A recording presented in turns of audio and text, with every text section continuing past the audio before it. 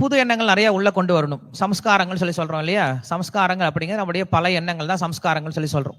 So அப்போ நம்ம என்ன பண்றோம்? டிவோஷன் சர்வீஸை புது சம்ஸ்காரங்களை உள்ள கொண்டு போக முயற்சி பண்றோம். பகவானை தரிசனம் பண்றது. ஸோ பகவானை தரிசனம் பண்றது அப்படின்னா ஏதோ வந்தா அப்படியே மேலே கீழே பார்த்துட்டு போயிடுறது கிடையாது. கீழே இருந்து மேலே வரைக்கும் என்ன பண்ணணும்? பொறுமையா பார்க்கணும். ஒவ்வொரு அங்கமா பார்க்கணும். எப்படி நம்ம வெளியில் இருக்கக்கூடிய ஒரு அழகான பொருளை அவ்வளவு ரசிச்சு ருசிச்சு பார்க்கிறோமோ அது போல என்ன பண்ணும்? பகவானையும் பார்க்க ஆரம்பிக்கணும். வேற விஷயங்களை எப்படி ரசிச்சு ருசிச்சு கேட்கிறோமோ அதே போல என்ன பண்ணும்? பகவானை நாமத்தையும் கேட்க முயற்சி பண்ணும். எப்படி ரசிச்சு ருசிச்சு பேசுறோமோ அதே போல என்ன பண்ணும்? பகவானுடைய விஷயத்தையும் அவ்வளவு ருச்சிகரமா பேசுறதுக்கு நம்மளுக்கு வாய் வரணும். இப்படியாக நாம் நல்ல எண்ணங்களை நிறைய உள்ள அனுப்ப என்ன ஆகும்? நம்முடைய இருக்கக்கூடிய தேவையில்லாத சம்ஸ்காரங்கள்லாம் நம்மளை விட்டு போகாகும். அது ஒண்ணுதான் வழி, வேற வழியே கிடையாது. சம்ஸ்காரங்கள் போகணும் அப்படின்னா, பழைய சம்ஸ்காரங்கள் போகணும் அப்படின்னா நிறைய புதிய சம்ஸ்காரங்கள் என்ன பண்ணும்? உள்ள நம்ம அனுப்பிட்டே இருக்கணும். சம்ஸ்காரங்கள் எப்ப வரும்? அது நம்ம மனசு கொடுத்து பார்த்தாதான் வரும். சும்மா அப்படியே எல்லாரும் ஒரு நிமிஷம் கண்ணை மூடுங்க. கண்ணை மூடுங்களேன். இன்னைக்கு கிருஷ்ண பலராமர் என்ன ட்ரெஸ் போட்டு இருக்காங்க?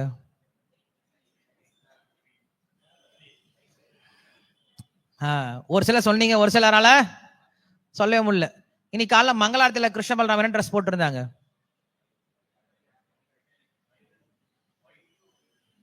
ஒயிட் வயலட்டா? தூக்கி போடுங்கடா அவனை, தூக்கல. பிங்க் கலர் போட்டுட்டு இருந்தாங்க இல்லையா? என்ன எடுத்து டக்கு டக்குன்னு எல்லாமே மறந்து போயிடுது. என்ன காரணம்? சம்ஸ்காரமா உள்ள போய் என்ன ஆகல? ஸ்டோர் ஆகவே கிடையாது. ஏன்னா நம்ம அந்த அளவுக்கு பார்க்கவே இல்லை, அவங்கள அந்த அளவுக்கு தரிசனம் பண்ணவே இல்லை. இப்ப நான் கேட்டா கூட இன்னைக்கு நம்ம பேசின விஷயத்துல இருந்து பகவானுடைய குணத்தையோ இல்ல பக்தருடைய குணத்தையோ சொல்லுங்க அப்படின்னா நம்மளுக்கு ஞாபகம் வராது. நமக்கு என்ன தெரியுமா ஞாபகம் வரும்? நம்ம அடிச்ச ஜோக்கு, நம்ம பேசின உதாரணங்கள் தான் ஞாபகம் வருமே தவிர முக்கியமான பிலாசபிக்கல் பாயிண்ட் நம்ம என்ன பண்ணுவோம்? டக்கு டக்குன்ட்டு மறந்து போயிடும். ஏன்னா நம்ம கவனமா கேட்கறது கிடையாது. ஸோ அதனால நம்ம எந்த காரியத்தை பண்ணாலும் கான்சியஸா பண்ண ஆரம்பிக்கணும்.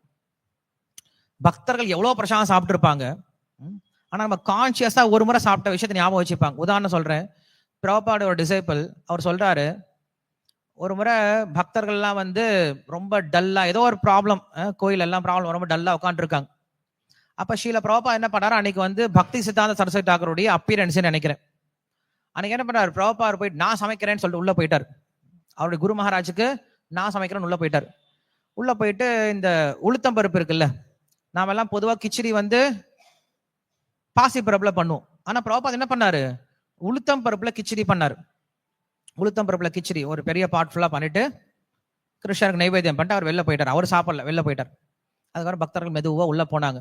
உள்ள போயிட்டு என்ன பண்ணாங்க? எல்லாரும் ஒரு கப்பு போட்டு சாப்பிட ஆரம்பிச்சாங்க. சாப்பிட ஆரம்பிச்சாங்க. வாயில ஒருத்தருக்கும் பேச்சே வரல. ஏன்னா ஒவ்வொரு அணுவா என்ன பண்றாங்க? ருசி சாப்பிட ஆரம்பிச்சாங்க. அவ்வளவு டேஸ்டா இருந்துச்சான். கடைசியில அந்த பாத்திரத்தை எல்லாம் வலிச்சே சாப்பிட்டாங்க. ஒண்ணுமே இல்லை. பிரபுபாதுக்கு இவ்வளவு கொஞ்சம் டேஸ்ட் கூட என்ன பண்ணலாங்க?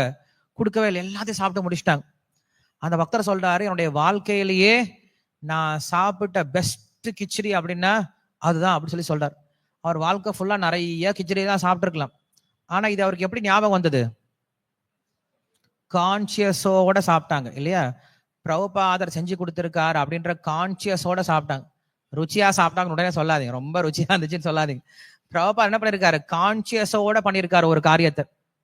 அது போல பூஜாரி கான்சியஸோட, இங்க இருக்கிறது விக்கிரகம் கிடையாது, இங்க இருக்கிறது கிருஷ்ண பலராமர் தான் அப்படின்ற கான்சியஸோட அவங்க அலங்காரம் பண்ணும் பொழுது நமக்கு அந்த பூஜாரி கிட்ட இருக்கக்கூடிய பக்தி என்ன ஆகும்? நம்ம கிட்ட டிரான்ஸ்பர் ஆகும்.